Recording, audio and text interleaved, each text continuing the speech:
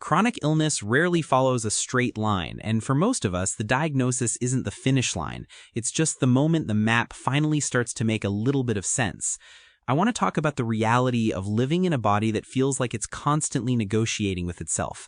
Specifically, I want to dive into the journey of Christine Dissler, who has spent years navigating the complexities of secondary adrenal insufficiency, fibromyalgia, and a host of other conditions. Her story is one of moving beyond the standard prescription pad to explore the world of regenerative medicine and peptides, not as a search for a miracle cure, but as a pursuit of something much more grounded, a better quality of life. According to Christine's own accounts of her health journey, the transition from merely surviving to actually seeking ways to thrive involves a shift in perspective that many people with complex illnesses will recognize. It's about moving from the question of how do I fix this to how do I live better within this.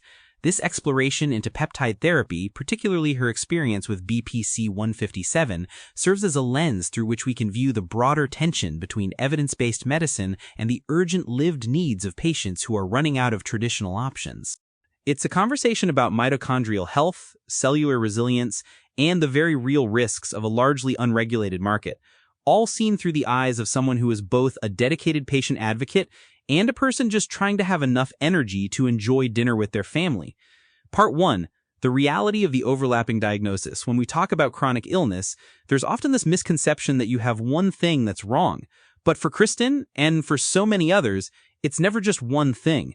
She lives with secondary adrenal insufficiency, which is a condition where the body doesn't produce enough cortisol, usually because the signaling from the brain has been suppressed, in her case, due to significant steroid exposure. But that's just the foundation. On top of that, you have fibromyalgia, which brings this migrating muscular pain, Derkham's disease, which involves painful fatty nodules, lipedema, which causes heavy, aching limbs, and connective tissue disorders that affect everything from joint stability to recovery time. It's what she describes as a daily balancing act where these conditions don't take turns, they overlap and influence one another. According to clinical descriptions of these conditions, the symptom burden isn't additive, it's exponential. When you have chronic lumbar dysfunction and you're recovering from a hip replacement, while your other hip is deteriorating from arthritis, pain isn't an occasional visitor. It's the background noise of your entire life. This level of complexity changes the way a person views health. It's no longer about a return to normal because normal was left behind a long time ago. Instead, the goal becomes functional improvement. Christine talks about the specific type of fatigue that accompanies these conditions, a fatigue that isn't solved by a good night's sleep. It's an unplugging of the batteries. Research into mitochondrial dysfunction suggests that in chronic illness, the very engines of our cells might not be producing energy efficiently. This means energy becomes a strictly budgeted resource. If you spend it on a doctor's appointment in the morning, you might not have enough left for a conversation in the evening. This reality is what led Christine to look beyond the standard treatments. While she remains deeply committed to her endocrinology care and the essential glucocorticoids that keep her alive, she began to wonder if there were ways to support the body's underlying biology, the stuff that happens between the major diagnoses. Part 2, the science of resilience and the introduction to peptides. So, how does someone move from standard care into the world of regenerative medicine? For Kristen, it started with a conversation about NAD+. She was working with Dr. Karen Herbst, a recognized expert in Derkham's disease and lipedema, who introduced the concept of NAD+, not as a cure, but as a way to address cellular energy and chronic inflammation. This is a crucial distinction. Instead of just treating the symptom, the focus shifted to the extraordinary demands chronic illness places on the body's machinery. According to studies on cellular metabolism, NAD+ is a coenzyme found in all living cells and is essential for energy production. When the body is under constant stress from inflammation and injury, those levels can be depleted. This conversation opened a door. If we can help the body's natural healing processes function just a little bit better, does that change the quality of life? That question eventually led to peptides, specifically one called BPC 157. Now, for those who haven't heard the term, peptides are short chains of amino acids, basically the building blocks of proteins. They act as signaling molecules in the body.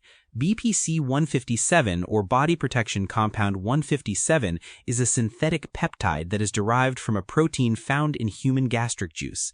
Research in animal models, though still limited in humans, has shown that it has significant regenerative properties, particularly for tendons, ligaments, and the gut. It's often used in the biohacking community, but for a patient with torn gluteal tendons and chronic SI joint dysfunction, it represents something much more practical.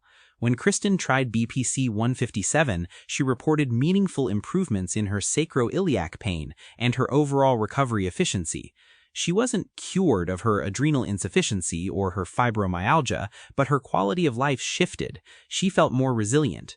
This is the better that patients are looking for, not a miracle, but a bit more margin in their daily energy budget. However, this is where the balance of evidence-based education becomes vital. Kristen is very clear that not every experience with these substances is positive. She also tried a peptide blend often marketed for anti-aging and skin health, and she had a negative reaction, persistent knots and tenderness at the injection site. This serves as a stark reminder that peptides are not a monolith. They are powerful signaling molecules, and more or mixed isn't always better. The clinical reality is that many of these compounds are still in their infancy regarding human trials. While the anecdotal evidence from patients is growing, the scientific community is still catching up.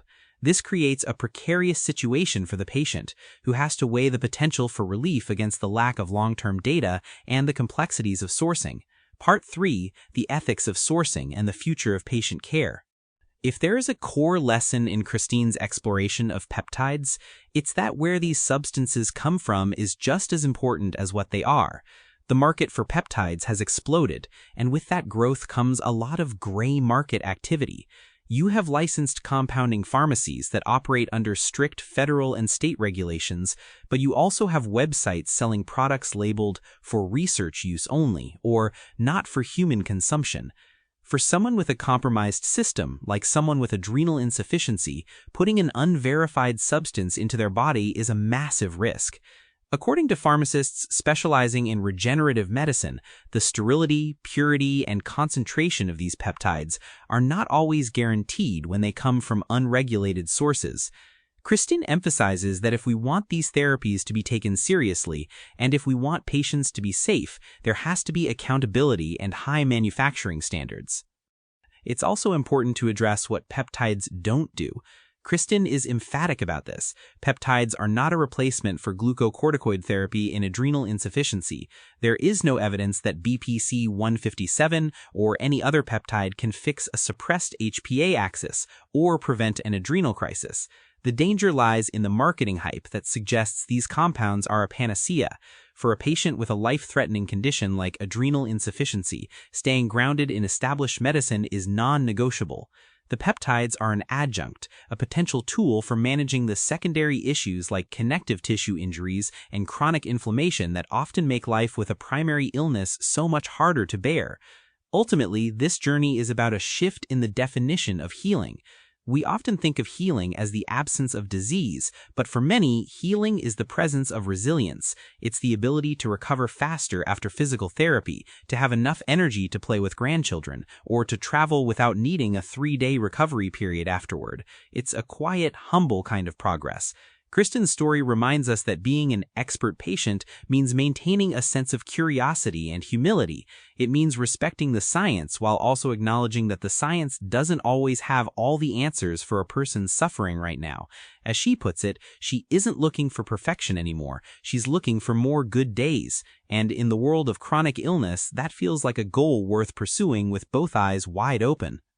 If this perspective on navigating chronic illness and emerging therapies resonated with you, I encourage you to share this episode with someone else who might be looking for a bit more better in their own life.